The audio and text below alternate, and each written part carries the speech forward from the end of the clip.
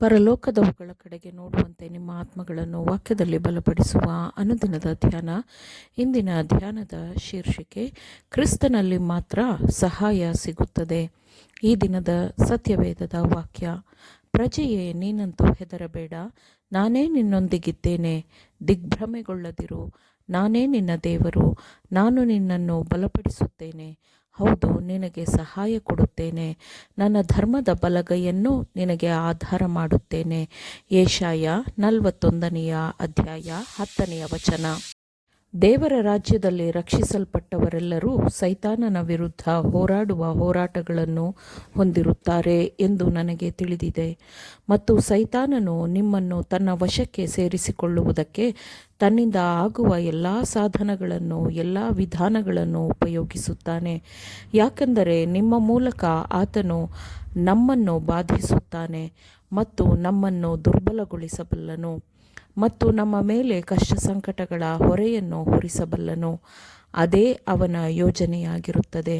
ಆದರೆ ನಂಬಿಕೆಯ ಉತ್ತಮವಾದ ಹೋರಾಟವನ್ನು ಮುಂದುವರಿಸಬೇಕೆಂಬ ನಿಮ್ಮ ದೃಢ ನಿಶ್ಚಯದ ಭಾವನೆಗಳನ್ನು ವ್ಯಕ್ತಪಡಿಸಿ ಬರೆಯುವ ನಿಮ್ಮ ಪ್ರತಿಯೊಂದು ಪತ್ರವನ್ನು ಸ್ವೀಕರಿಸಲು ನಾನು ಸಂತೋಷಪಡುತ್ತೇನೆ.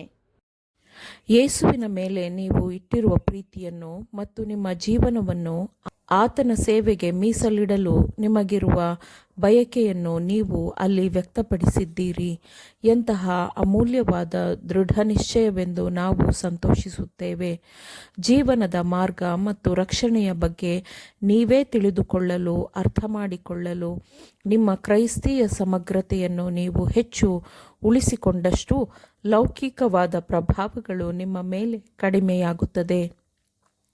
ಯೇಸುವಿನ ಬಗ್ಗೆ ನೀವು ಹೆಚ್ಚು ತಿಳಿದುಕೊಳ್ಳುತ್ತಿದ್ದಂತೆ ಇನ್ನೂ ಹೆಚ್ಚು ತಿಳಿದುಕೊಳ್ಳಬೇಕೆಂಬ ಬಯಕೆ ಹೆಚ್ಚಾಗುತ್ತದೆ ಮತ್ತು ನಿತ್ಯತ್ವವೆಂಬ ಆಸಕ್ತಿಯ ವಿಷಯಗಳಲ್ಲಿ ನೀವು ಎಷ್ಟು ಅಜ್ಞಾನಿಗಳಾಗಿದ್ದೀರಿ ಎಂಬ ಭಾವನೆಯು ನಿಮ್ಮಲ್ಲಿ ಉಂಟಾಗುತ್ತದೆ.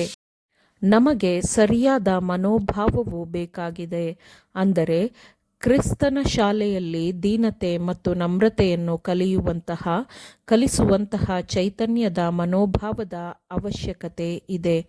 ನಾನು ಸಾತ್ವಿಕನೂ ದೀನಮನಸ್ಸುಳ್ಳವನೂ ಆಗಿರುವುದರಿಂದ ನನ್ನ ನೊಗವನ್ನು ನಿಮ್ಮ ಮೇಲೆ ತೆಗೆದುಕೊಂಡು ನನ್ನಲ್ಲಿ ಕಲಿತುಕೊಳ್ಳಿರಿ, ನಿಮ್ಮ ಆತ್ಮಗಳಿಗೆ ವಿಶ್ರಾಂತಿ ಸಿಕ್ಕುವುದು. ಯಾಕೆಂದರೆ ನನ್ನ ನೊಗವು ಮೃದುವಾದದ್ದು, ನನ್ನ ಹೊರೆಯು ಹೌರವಾದದ್ದು ಎಂದು ಪರಲೋಕದ ಬೋಧಕನು ಹೇಳಿದ್ದಾನೆ. ನಮ್ಮ ಸ್ವಂತ ಹೊರೆಗಳನ್ನು ನಾವು ಹೊರಲು ಪ್ರಯತ್ನಿಸಿದಾಗ ಮತ್ತು ನಮ್ಮ ಹೆಗಲಿಗೆ ನಾವೇ ನೊಗವನ್ನು ಉಂಟು ಮಾಡಿಕೊಂಡಾಗ ನೊಗವು ಭಾರವಾಗಿರುತ್ತದೆ, ಅದರ ಹೊರೆಯೂ ಭಾರವಾಗಿರುತ್ತದೆ. ನಮಗೆ ಕ್ರಿಸ್ತನ ಸೌಮ್ಯತೆಯ ಅಗತ್ಯತೆ ಇದೆ. ಆಗ ಸಣ್ಣ ವಿಷಯಗಳು ನಮ್ಮನ್ನು ಕೆರಳಿಸುವುದಿಲ್ಲ. ಕೆಲಸ ಮಾಡುವಲ್ಲಿ ನಮಗೆ ಉತ್ಸಾಹವಿರಬಹುದು, ಆದರೆ ಅದು ಮಾತ್ರ ನಮಗೆ ಬೇಕಾಗಿರುವುದಲ್ಲ. ಅದರೊಂದಿಗೆ ನಮ್ಮಲ್ಲಿ ನಿಜವಾದ ಕ್ರೈಸ್ತೀಯ ಸಹಾನುಭೂತಿಯ ಅಗತ್ಯವಿದೆ.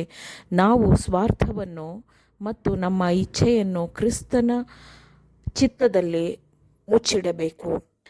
ದೇವರ ಮಹಿಮೆಯ ಕಡೆಗೆ ತದೇಕ ಚಿತ್ತವಿರಬೇಕು. ದೇವರ ಗೌರವ ಮತ್ತು ಮಹಿಮೆಗಾಗಿ ನಾವು ನಿರಂತರವಾಗಿ ಕಾತುರದಿಂದ ಕೆಲಸ ಮಾಡಬೇಕು. ತತ್ವಗಳ ಮೇಲೆ ನಮಗಿರುವ ದೃಢತೆಯನ್ನು ಪರೀಕ್ಷಿಸಲಾಗುವುದು ಮತ್ತು ನಮ್ಮ ನಿಷ್ಠೆಯ ಬಲವನ್ನು ಸಾಬೀತುಪಡಿಸಲಾಗುವುದು.